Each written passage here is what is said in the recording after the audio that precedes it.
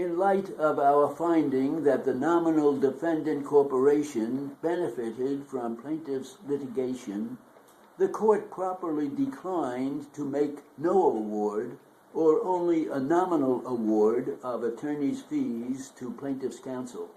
Contrary to the arguments on the main appeal, the court properly exercised its broad power to accept or reject the report of the judicial hearing officer, the conclusion of the court to award counsel fees, even though the overall benefit obtained on the corporation's behalf was not very substantial, is supported by the record and consistent with this court's prior decisions in this action. Moreover, the record supports the court's benefit. Since the right to cross-examine is fundamental, affidavits should not have been received by the judicial hearing officer from witnesses who were not available for cross-examination in court, and such affidavits were properly disregarded by the court in calculating attorney's fees. In addition, the court properly exercised its discretion by deducting excessive investigation and travel costs. Moreover, the court properly denied recovery for efforts spent litigating the fee award. We have considered the parties' remaining arguments for affirmative relief and find them unavailing.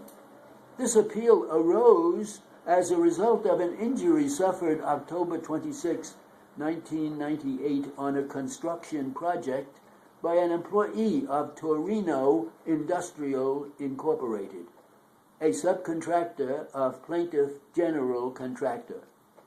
Torino was at the time insured by defendant Transcontinental Insurance under a commercial liability policy and under a business auto policy.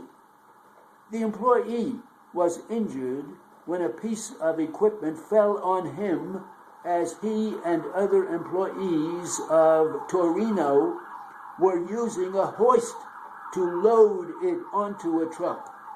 The employee subsequently brought an action against plaintiff in June 1999 for negligence and violations of the labor law. By letter dated September 1st, 1999, plaintiff's insurer notified defendant's parent company of the injured employee's claim.